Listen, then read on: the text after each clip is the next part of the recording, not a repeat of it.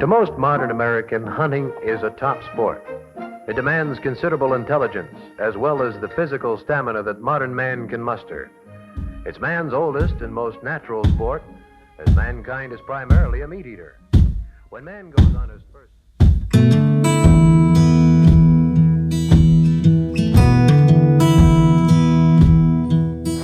What's up, guys? I'm Josh Mosman, and today we have a special treat for you on the Motocross Action YouTube channel. This is a Honda Trail 110, and this is actually owned by Bones Pro Circuit, Jim Bones Bacon.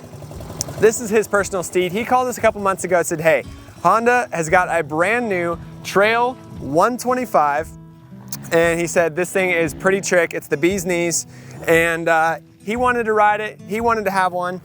And he wanted to talk about a little bit of motocross history and motorcycle history.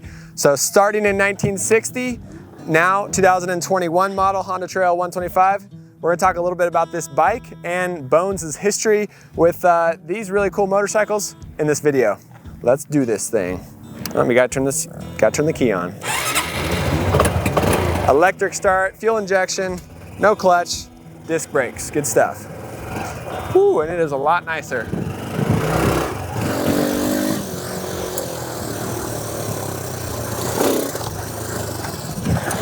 This thing's awesome.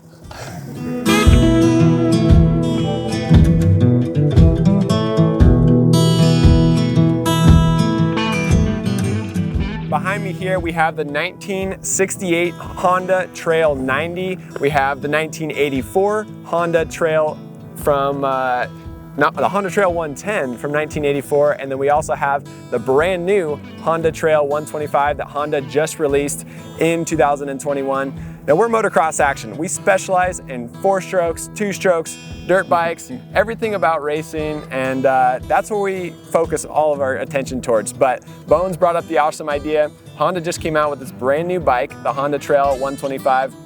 We've seen Bones riding his 110 for years and years. We got thousands of photos of him riding it around. And so he brought up the idea, we should shed some light on this historic motorcycle that Honda's been producing for a long time that they recently put a lot of money into upgrading. So Bones, Pro Circuit guru, he's been semi-retired, as you've said a couple times in interviews, but you're still out here at the track today prepping with the Supercross guys and taking care of them. And now here we are. So these bikes, one of them is yours. Now you just got a new Honda 125 as well. So you have the 110 and the 125. The 1968 model, this yellow bike here, this is Daryl Eklund's. Don't know how he got a 1968 Honda Trail 90, but either way, it's pretty impressive. We have a little bit of history for us here. So Bones, take us through just a rundown of maybe what you've been up to and how much you've been using your 110 and now your 125. Well, basically we're out here at the Supercross track. I don't know if you can tell that, I take care of the track out here at Glen Helen for Mitch and the boys, and try to make sure every time they come out, they've got an awesome track to ride on and test on. Mitch wants me involved a little bit, whether it's motocross or supercross, to kind of just lend some advice and maybe some guidance every once in a while. So I do keep busy doing that, but we're here today to talk about these awesome bikes. And what's cool about this to me is when I was a kid and lived in New York, my brother had one of these, and that's what kind of got me in to these type of bikes. Really? And when we moved from New York to Arizona, I actually saved up money and I bought a 90, which looks similar to my 110 now. The look, I remember being almost identical, but it was a 90cc. And then I sold that and kind of got into moto. You can't really moto a Trail 90 too well, although I tried. Yeah. When did you try to do that? When I lived in Arizona. I just got one because my brother had one and I was familiar with it. And it's the only bike I knew. And then just going out in the desert and starting to jump it and ride it around, I would bend the foot pegs down. And this is before you had dirt bikes? Pretty much, yeah. Really? Okay. And so it kind of got me into all that. And then our neighbors had dirt bikes, so I ended up selling it and going the dirt bike route. And that's what got me started when I lived in Arizona. Coming out here and going to work for Mitch, even maybe prior to that, going to Mammoth Motocross all the time, I needed something for transportation from the condo to the track because it was easier to go in there on some kind of a bike. And my buddy worked at a towing yard, and that bike came in an accident. And he ended up just giving it to me through lien sales, and I replaced some plastic on it, and I've had it ever since 1984. Wow. Used it at Mammoth Motocross a bunch, actually done a couple laps around the track with it, which I probably shouldn't have looking back, but I bring it out here to the Vet Nationals, which is coming up this weekend, so I'll be using that. My wife and I cruise around and say hi to everybody on it, so it's been awesome. I've taken it fishing before. Yep. The problem now is that, you know, as everything goes, the gas is getting worse. It's got a carburetor on it. I don't ride it that much, so every time I go to ride it, I got to take the carburetor apart and clean it out, or you can actually find online some new ones pretty inexpensive. Nice. So when Honda came out with that new one, I'm like, wow, I got all excited. It's fuel injected, electric start, disc brakes, anti-lock disc brakes. And it's a 125, it's got a little more power. Yep. And I just fell in love with it. So Ryan Dudak and Bill Savino over at Honda loaned me that one to ride, you know, for a while, put it that way. Yeah. So thanks to them, but it's been awesome. And now I use that one. I'll be using it this weekend at the Vet Nationals. I use it when we come out testing, especially motocross. I can ride down on the track and ride around and watch close up on the corners without having to walk all that way. Yeah, yeah. It's easy. It's easy for you to get around the track, to watch how the suspension's working on the hills, right? And it's light and it's easy to just throw in the back of your truck. Push the button and starts. Yeah, pretty nice. Pretty on nice. the 110, when my wife and I would ride around, I'd have to have her get off. I'd start it, she'd get on, and now we just hit the button and go. Yeah, that button's awesome. That's cool. And one of the coolest things about it too is it's no clutch, so 3-gear transmission, shift up, 4-gear transmission. The new bike is 4. So now you just shift up into first, shift up into second. Down. You shift down. Yeah. Okay. Oh no, I'm sorry, you're right. They're all up. Yeah, yeah. Neutral's down. Yeah, yeah. It's all up. Super simple. It's easy for anybody to ride.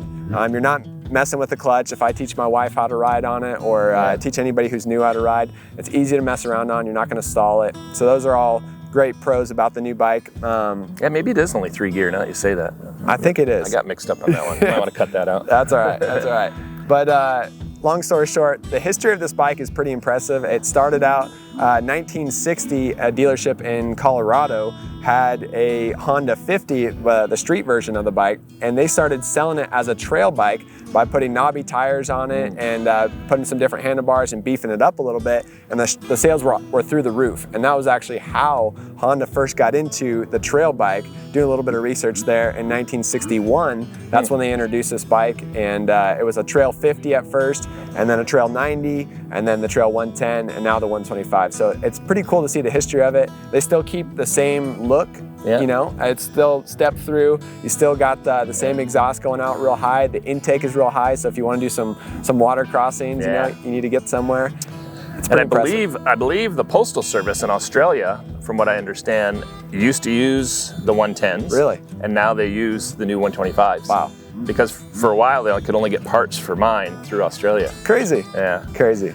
And some of the differences, other than the things we've already mentioned, also on I don't believe this one has it, but my old 90 did, and that 110 has a low and high range. Yep. Pop it into neutral, and for real extreme hill climbs or something, you can put it in low range and just tractor right up them. Yep. They don't have that on the new one, but I don't believe they need it. It's got a little more power, it's got good torque, so I think it could tackle anything this old one did.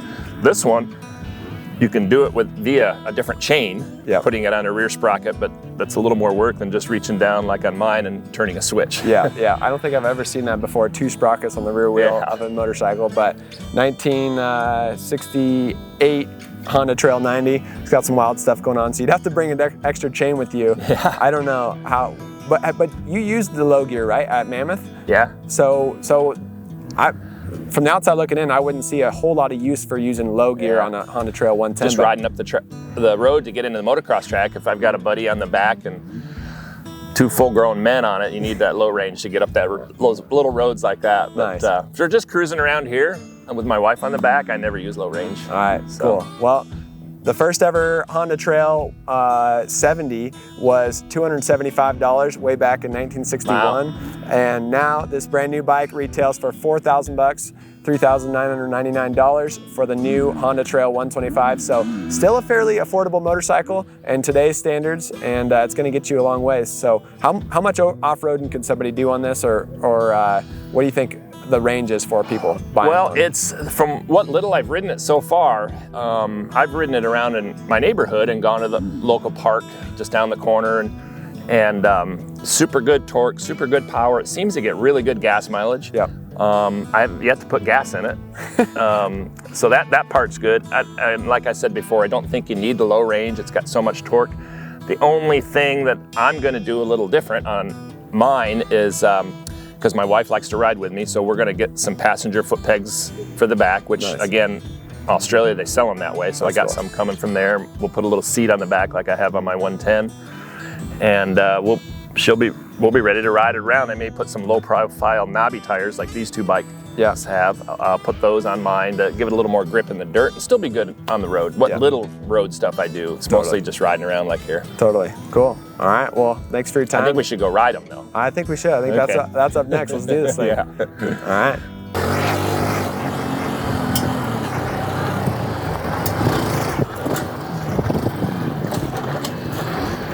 This thing is fast.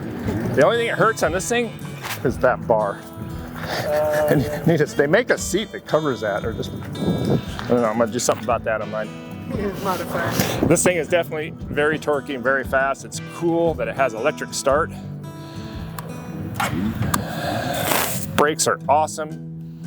Like I said, it gets a little sketchy turning because of these tires is all it is, I think, but it feels like a little more nimble than mine. Hard to believe because it's an 84, 2021. But I don't know, this thing's awesome. Jury Dostal, Kenneth Jones, Charlie Bogard. Maybe that's Kenneth Jones. Yeah, forget these last two. That's cool. Jury Dostal won a championship at Lake Whitney. This is us trying to find a lizard. After testing one day out in the desert with the Team Green off-road guys, and we just gave up on trying to find it, and we decided we were going to burn it out. Oh my gosh. Pretty funny. And this is a AMA National Hare and Hound race at Lucerne Valley, and that single dust trail way out front is Danny Hamill. That's cool. Bomb run. There you go. That's it.